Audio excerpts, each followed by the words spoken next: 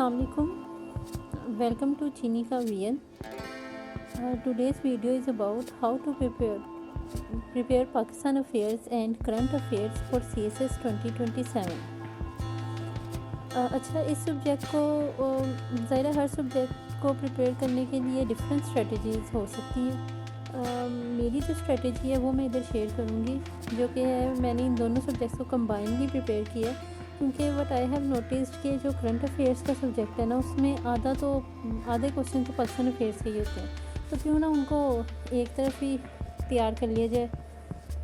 तो इसलिए मैं अपनी स्ट्रेटजी बताती हूँ। सबसे पहले जो स्टेप होगा ना, वो ये होगा कि हम सिलेबस को पकड़ेंगे, पाकिस्तान अफेयर और करंट अफेयर के सिलेबस को कंबाइनली पकड़ेंगे और साथ पास पेपर्स को दोनों के पास पेपर्स पकड़ लेंगे और इनको हमने कैटेगराइज करना है। हमने दो तरह की कैटेगरीज बना लेनी है, एक तरफ पाकिस्तान अफेयर्स रिलेटेड क्वेश्चंस, दूसरी तरफ ग्लोबल अफेयर्स रिलेटेड क्वेश्चंस। अब जो पाकिस्तान अफेयर्स है ना, उसको हम फर्दर दो हिस्सों में डिवाइड करेंगे। एक प्री पार्टीशन का पोर्शन आ जाएगा और एक पोस्ट पार्टीशन। जो प्री पार्टीशन का पोर्शन है ना, अब हमने कोई ना कोई एनालिटिकल फ्रेम लगाना है यहाँ पे। अब मैं जो लगा रही हूँ वो पेस्टल है, बट जाहिर है इसके वही वाले एस्पेक्ट्स पकड़ेंगे जो जहाँ पे पास पेपर्स के अकॉर्डिंग आ रहे हैं। फॉर एग्जांपल प्री पार्टीशन में मैं पॉलिटिकल एस्पेक्ट्स को देखूँगी और कॉन्स्टिट्यूशनल एस्पेक्ट्स को देखूँगी। सोशल इकनॉमिक वो खास कहीं पे नज़र नहीं आए पास पेपर से। जब पोस्ट पार्टीशन की बात आ जाएगी तो उसमें हम पॉलिटिकल देखेंगे, सिक्योरिटी रिलेटेड देखेंगे, इकनॉमिक देखेंगे, सोशल देखेंगे, कॉन्स्टिट्यूशनल देखेंगे और फॉरेन रिलेशंस रिलेटेड देखेंगे। फॉरेन रिलेशंस में फर्दर आ जाएगा कि पाकिस्तान के कुछ कंट्रीज़ के साथ क्या रिलेशन है, जैसे नेबर कंट्रीज़ हो गए, सुपर पावर्स हो गई, और जो ऑर्गेनाइजेशंस है कुछ जैसे सार्क हो गई, इस तरह की ऑर्गेनाइजेशंस के साथ किस तरह के रिलेशंस हैं। फिर दूसरी कैटेगरी हमारे पास है ग्लोबल अफेयर्स की। ग्लोबल अफेयर्स में भी फर्दर कैटेगरीज हम बनाएंगे, डिफरेंट एस्पेक्ट्स देखेंगे, जैसे सोशल, पॉलिटिकल, इकनॉमिक, इन्वायरमेंटल ख़ास तौर पे इसमें देखेंगे क्योंकि इन्वायरमेंटल में काफ़ी आए हुए हैं पास पेपर्स में। Then comes towards step two. अच्छा, स्टेप टू में हमने ना जो पाकिस्तान अफेयर्स वाला पार्ट है ना, उसकी हिस्ट्री देखनी है। सबसे पहले हम प्री पार्टीशन की हिस्ट्री देखेंगे, देन हम जो पोस्ट पार्टीशन है उसमें हम पॉलिटिकल हिस्ट्री देखेंगे, फिर इकोनॉमिक हिस्ट्री अलहदा से देखेंगे, सोशल हिस्ट्री देखेंगे, कॉन्स्टिट्यूशनल हिस्ट्री देखेंगे जिसमें जो अर्ली ईयर्स की थी कुछ डिफ़िकल्टीज़ कॉन्स्टिट्यूशन बनाने में, फिर जो 3 कॉन्स्टिट्यूशन हमारे आए, उसके बाद कुछ अमेंडमेंट्स को देखेंगे, फिर इसके अलावा डिफरेंट केसेस वगैरह ये चीज़ें देखेंगे। अब इसके बाद हम फ़ॉरेन पॉलिसी की हिस्ट्री को भी देखेंगे। अच्छा, ये हिस्ट्री करना पता है क्यों ज़रूरी है? हिस्ट्री करना इसलिए ज़रूरी है कि ये आपकी एक तो बेस बना देगी, और इसके बाद जब आप मेन सिलेबस की तरफ आएंगे ना, तो आपके लिए बड़ी आसानी होगी सिलेबस कवर करने में भी, और ख़ासतौर में पेपर अटैम्प्ट करने में, एग्जाम्पल्स पुट करने में ये बड़ी आसानी होगी। तो बेस अच्छी होगी तो सब्जेक्ट आपका अच्छा प्रिपेयर होगा। स्टेप 3 में क्या है? स्टेप 3 में हमारे पास ये है कि हमने जो रिलेटेड इश्यूज़ हैं पास पेपर से वो करने हैं। लाइक पॉलिटिकल इश्यूज़ कौन से हैं? सिविल मिलिट्री रिलेशन हमें पास पेपर में बहुत मिलेगा। फिर ये प्रोविंसेस का इशू है कि प्रोविंसेस नहीं बनने चाहिए या नहीं।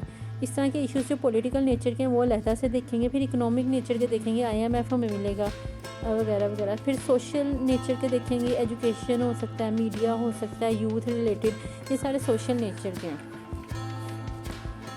मुझे मुझे सांस चल रहा है कि रोज़ा है इसलिए। एनी हाउ, फिर कॉन्स्टिट्यूशनल इश्यूज़ को देखेंगे, अमेंडमेंट्स रिलेटेड हमारे पास आ जाएंगे। फिर हम फॉरेन पॉलिसी रिलेटेड इश्यूज़ देखेंगे कि इंडिया के साथ पाकिस्तान के क्या ताल्लुकात, मतलब इस तरह के जितने भी आए होंगे ना पास पेपर में क्वेश्चंस, उन सब को डिफरेंट एस्पेक्ट्स, उन सारे एस्पेक्ट्स को हम डिफरेंट डायमेंशंस में देखेंगे। अब ये हमारा स्टेप 3 तैयार हो गया, यानी कि हमारे पास पाकिस्तान अफेयर्स वाला पार्ट तैयार हो गया तकरीबन, क्योंकि बाकी फैक्ट बुक वाला रह गया, वो आगे जाके हम देखते हैं। लेकिन जो बेस है ना, वो हमारी पाकिस्तान अफेयर्स की बन गई है इधर। दैन स्टेप 4 में आ जाओ। स्टेप 4 में हमने जो ग्लोबल करंट अफेयर्स है ना, उनकी बेस बनानी है।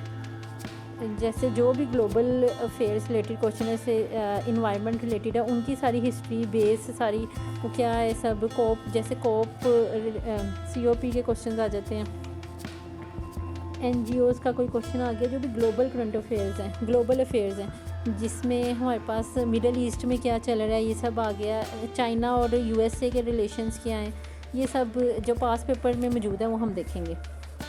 देन स्टेप नंबर 5 है। स्टेप नंबर 5 में आके हमने पकड़ना न्यूज़पेपर। इससे पहले हमने न्यूज़पेपर नहीं पकड़ना, क्योंकि अगर हम इससे पहले न्यूज़पेपर शुरू कर देंगे तो वो टाइम वेस्ट है, क्योंकि हमें पता है कि हमने न्यूज़पेपर से करना क्या, पूरा न्यूज़पेपर तो नहीं पढ़ना ना। कोई भी न्यूज़पेपर पकड़ें, मैगज़ीन की जो अगर आप पढ़ते हैं तो इसके बाद पकड़ना है, उससे पहले नहीं पढ़ करना, ठीक है। हाँ, ये हम कर सकते हैं कि पिछले जो मैगज़ीन या न्यूज़पेपर गुजर चुके हैं तो हमारे पास बहुत टाइम है तो वो भी देख लें, और देख लेने में कोई मसला नहीं है, लेकिन न्यूज़पेपर इससे पहले नहीं पकड़ना। अब इधर आके हमने जितना पढ़ा है ना, पीछे जो नोट्स बनाए उनमें नॉलेज को अपडेट करना है। अपनी अलहदा से एक फैक्ट बुक बनानी है, जो इसी तरह बनानी है कि हमने इसी तरह कैटेगराइज कर लेना है फैक्ट बुक हो गए पाकिस्तान के, पहले political affairs, economic affairs, social, फिर global affairs, social global affairs, environmental affairs, ये सारी चीज़ों की हमने एक फैक्ट बुक बना देनी है कैटेगरीज बना के, और उसके अंदर हमने न्यूज़पेपर में छांटी करनी है, या डेली का जो न्यूज़पेपर हम पढ़ते हैं उसमें देखना है कि कौन सी खबर कहाँ फॉल कर रही है, उसको वहाँ से फैक्ट्स उठा के, वहाँ से नॉलेज उठा के लिख लेना है उस पर्टिकुलर अपनी फैक्ट बुक में। अब ये तो हो गया कि हमारी स्ट्रेटजी क्या होगी। अब हम स्टेप 1 की तरफ वापस चलते हैं और ज़रा एक डेमो ले लेते हैं या प्रैक्टिस कर लेते हैं कि किस तरह हम ये कैटेगरीज बनाएंगे। कैटेगरीज जैसा कि मैंने बता दिया कि 2 पार्ट्स में बनाएंगे, एक तरफ पाकिस्तान अफेयर्स रिलेटेड आ जाएंगे, एक तरफ ग्लोबल अफेयर्स रिलेटेड आ जाएंगे। तो हम पकड़ते हैं 2026 का पेपर, पाकिस्तान अफेयर्स का और करंट अफेयर्स का, और उसमें देखते हैं कि हमें किस तरह ये कैटेगरीज बनेंगी। पाकिस्तान अफेयर्स का जो पेपर है 2026 का, उसमें सबसे पहला जो क्वेश्चन नंबर 2 है वो क्या है। क्वेश्चन नंबर 1 तो MCQ है, तो क्वेश्चन नंबर 2 हम देखते हैं जो डिस्क्रिप्टिव पार्ट है। अच्छा, पहला क्वेश्चन है, conduct a comprehensive appraisal of the similarities and differences between Iqbal's philosophical ideas and Jinnah's political interpretation of the Pakistan ideology. तो ये हमारे पास क्वेश्चन है प्री पार्टीशन का। फिर क्वेश्चन नंबर 3 आ जाता है, the instability in Afghanistan continues to influence Pakistan internal security, regional diplomacy and counter terrorism strategy. अच्छा, critically examine the above statement and suggest policy measures to address the issue challenges. तो ये clear foreign policy का issue है, जिसमें हमारे पास सही है दूसरे एस्पेक्ट भी मर्ज कर रहे हैं, लेकिन मेनली जो है ना, मेन जो ये है ना, पाक अफ़गान रिलेशन है जो कि फ़ॉरेन पॉलिसी में आता है। फिर इसके अंदर जो एस्पेक्ट्स आ रहे हैं वो सिक्योरिटी का आ रहा है, फ़ॉरेन पॉलिसी का आ गया, रीजनल डिप्लोमेसी का आ गया, यानी कि फ़ॉरेन पॉलिसी का आ गया, फिर काउंटर टेररिज्म सिक्योरिटी, ये एस्पेक्ट्स 2 आ गए नीचे। क्वेश्चन नंबर 4 क्या है, to what extent does the 27th constitutional amendment strengthens or weakens constitutionalism and rule of law in Pakistan? Justify your stance with valid arguments. Clearly ये constitutional history का है, जो कॉन्स्टिट्यूशनल एस्पेक्ट है post partition history का, उसका ये question है। फिर क्वेश्चन नंबर 5 आ जाए, critically assess the how youth perspectives, digital activism and civil society movements are influencing civil military relations. तो सिविल मिलिट्री रिलेशन हमें पता है कि ये है पॉलिटिकल एस्पेक्ट, लेकिन इसके साथ मर्ज किया हुआ है इन्होंने जो सोशल एस्पेक्ट्स हैं उनको, कि civil society movements, digital activism, technology related, ठीक है, और फिर यूथ पर्सपेक्टिव, तो सोशल इश्यूज़ को किया हुआ है साथ मर्ज, बट मेनली ये पॉलिटिकल है सिविल मिलिट्री रिलेशंस, ठीक है। Undertake a concise assessment of the key economic challenges currently confronting Pakistan. Illustrate how IMF's conditions can shape the country's path towards economic stabilization and long-term financial sustainability। तो ये है economy का, पाकिस्तान की post partition जो है उसमें इकोनॉमिक एस्पेक्ट है ये। Then the question number 7, the unresolved Kashmir issue exposes the inherent weakness in the United Nations Security Council's architecture। 2 चीज़ें मर्ज हैं, एक ग्लोबल अफेयर्स जिसमें यूनाइटेड नेशन सिक्योरिटी काउंसिल की बात आ गई, और दूसरी चीज़ है कश्मीर इशू। कश्मीर इशू में पता है पाकिस्तान का सिक्योरिटी इशू है, पोस्ट पार्टीशन सिक्योरिटी इशू। तो ये दोनों को मर्ज करके एक क्वेश्चन बनाया और इस तरह हमने सॉल्व करने से। Critically examine the role of UNSC in resolving the Kashmir issue, ठीक है। अब क्वेश्चन नंबर 8 क्या है, critically assess the performance of health and education sectors. Health and education में पता है कि सोशल इंस्टीट्यूशंस है, तो सोशल एस्पेक्ट आ गया।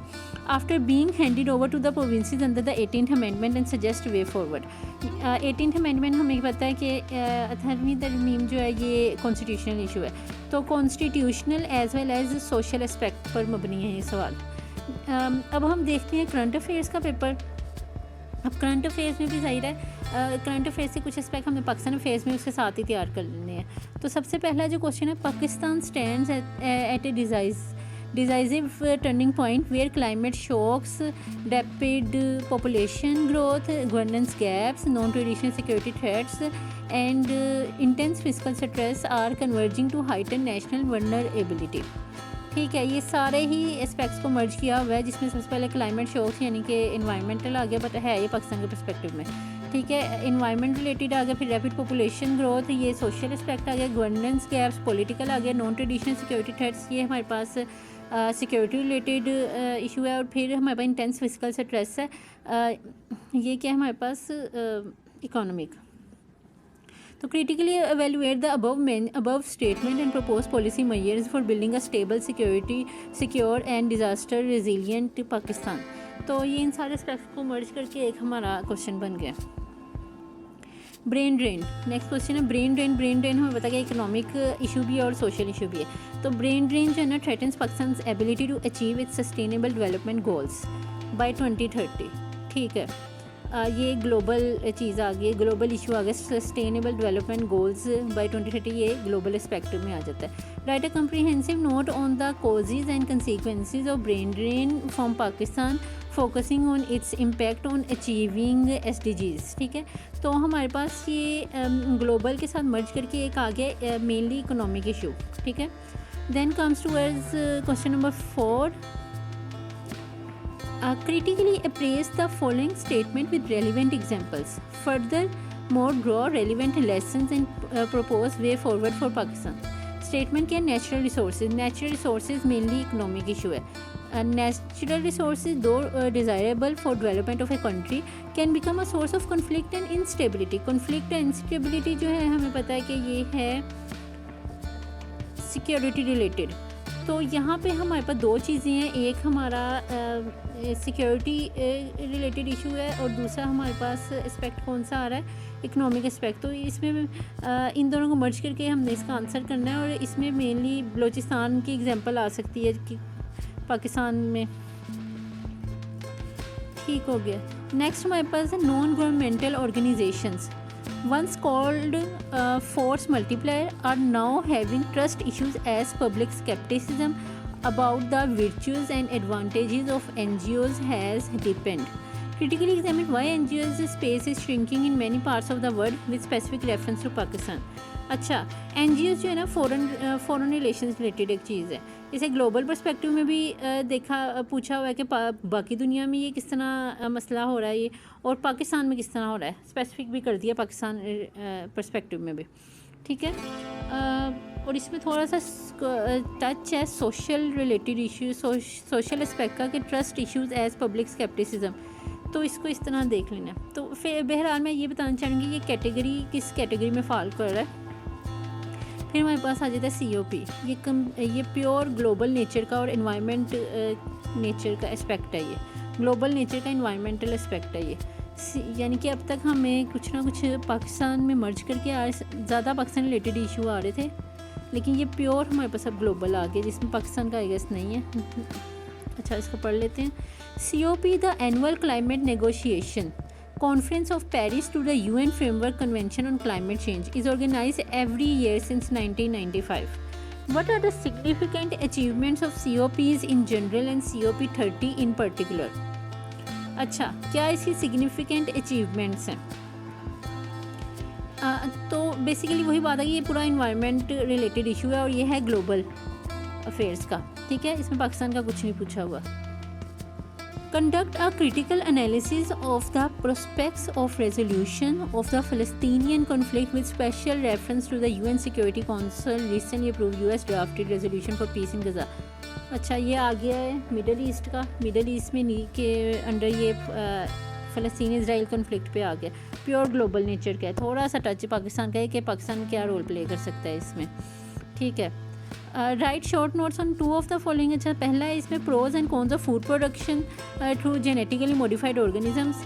तो फूड सिक्योरिटी ये तो हमारा आ गया सोशल नेचर का क्वेश्चन, ठीक है। नेक्स्ट ये इम्प्लीकेशन ऑफ डीपॉपुलेशन, पॉपुलेशन भी हमारे पास सोशल नेचर का question. Role of China in evolving political order, ये भी ग्लोबल अफेयर्स का और है ये पॉलिटिकल नेचर का। तो ये लास्ट जो 3 है ये कम्प्लीटली ग्लोबल अफेयर्स में आ जाते हैं। जो ऊपर वाले 4 क्वेश्चंस हैं करंट अफेयर्स में, वो ज़्यादा पाकिस्तान अफेयर्स को मर्ज किया हुआ इसमें। तो इस तरह ये हमारे दोनों पेपर्स का एनालिसिस हो गया। अच्छा, let me know in the comment section अगर आप लोग चाह रहे हैं कि मैंने जिस तरह ये 2026 के पेपर्स का एनालिसिस कर दिया बाकी पेपर्स का भी कर दूँ 2016 से लेकर अब तक, क्योंकि 10 साल के पास पेपर्स एटलीस्ट आने चाहिए अच्छा पेपर अटैम्प्ट करने के लिए।